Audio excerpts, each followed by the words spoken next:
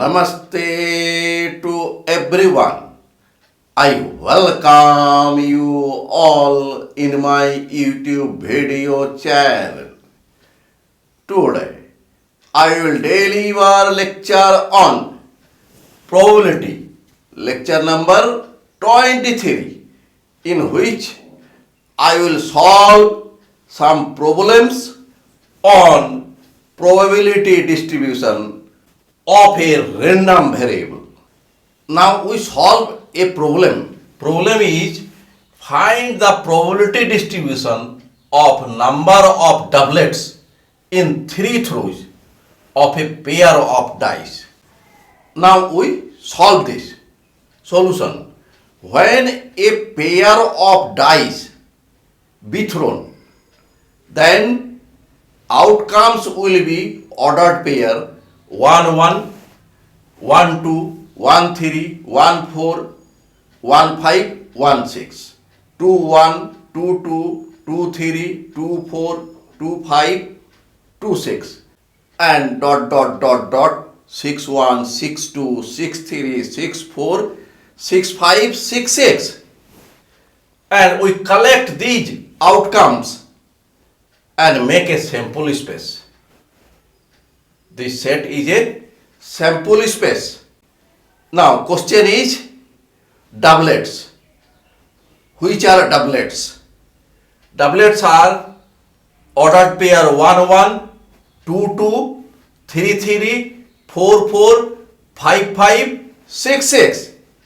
Number of doublets be 6. 1 2 3 4 5 6. And total number of elements in a sample space is 36. So, probability of getting a doublet for throw of 2 dice is 6 by 36, that is 1 by 6. Then probability of getting non-doublets will be 1 minus 1 by 6, that is 5 by 6. Non-doublet be 1 2, 2 1, 6 1, 6 2, and so on. Now, when a pair of dice is thrown thrice, it may be possible that in the first throw, doublet may appear or may not appear. Similarly, in the second throw, a doublet may appear or may not appear. And similarly, in the third throw, a doublet may appear or may not appear. Therefore, possible number of appearing doublets are 0. 0 means in any throw, no doublet appears. 1 among the 3 throws of a pair of dice, once doublet appear. Similarly, it may be possible that 2 doublet appear or 3 doublet appear. Let X denote the number of doublets for these throw. So X may take values 0, 1, 2 or 3 real numbers. Therefore, X is a random variable. Here, since throw of dice are independent events, if we throw a pair of dice first time, any outcome may come. If a pair of dice is thrown second time, we may get any outcome. So, no relation between outcome in the first throw and outcome of the second throw.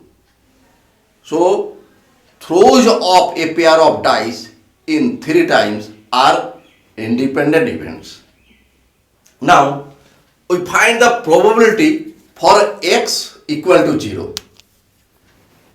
X equal to 0 means no doublet appear in any throw. No doublet. since probability for getting a doublet is 1 by 6 and probability of not getting doublet is 5 by 6, not getting. In the first time we do not get any doublet, so probability will be 5 by 6. In the second time no doublet, probability will be 5 by 6. In third throw no doublet appear, that means probability 5 by 6. Here we get the multiplication because throws are independent events and value of this will be 125 by 216. Now probability for x equal to 1 means 1 doublet appear and 2 non-doublet. Let in the first throw we get doublet, then probability will be 1 by 6. In the second throw no doublet, probability will be 5 by 6. In the third throw no doublet, probability will be 5 by 6 plus. In the first throw no doublet, 5 by 6. In the second throw doublet, probability 1 by 6. In the third throw no doublet, probability 5 by 6 plus. In the first throw no doublet, probability 5 by 6. In the second throw no doublet, probability 5 by 6. In the third throw doublet, probability 1 by 6. And this will be equal to 75 by 216. Now probability for x equal to 2 means 2 doublets and 1 non-doublet probability. Let in the first throw doublet, in the second throw doublet, in the third throw no doublet, probability 5 by 6. In the first throw doublet, probability 1 by 6. In the second throw no doublet, probability 5 by 6. In the third throw doublet, probability 1 by 6. In the first throw no doublet, probability 5 by 6. In the second throw doublet, in the third throw doublet 1 by 6. So here we see that 2 doublets and 1 non-doublet. And value of this will be 15 by 216. Now probability for x equal to 3 means 3 doublets. In the first throw doublet appear, in the second throw doublet appear, in the third throw doublet appear. Means in 3 throw doublet appear. 1 by 6 probability multiply 1 by 6 multiply 1 by 6 means 1 by 216. Now we frame a table for probability distribution. For random variable x equal to 0, probability be 125 by 216. For random variable x equal to 1, probability is 75 by 216. Here for x equal to 2, random variable x equal to 2, probability is 15 by 216. 15 by 216. For random variable x equal to 3, probability is 1 by 216. So we get probability distribution of this case. Now we solve the next problem. Problem is, let capital X denote the number of hours you study during a randomly selected school day.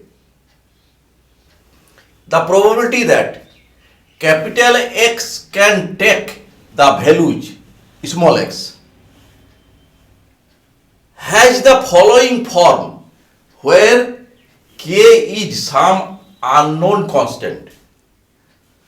Probability of capital X equal to small x equal to here 0.1 if x equal to 0, and this equal to kx if x equal to 1 or 2, and this equal to k multiply under bracket 5 minus x if x equal to 3 or 4,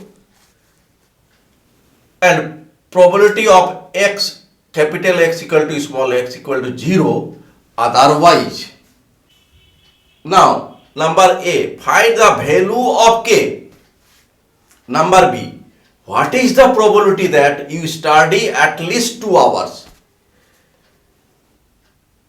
Exactly 2 hours, at most 2 hours. Now we solve this. Solution. The probability distribution of x is here capital X equal to 0, capital X equal to small x, and small x equal to 0, then this will be equal to 0.1.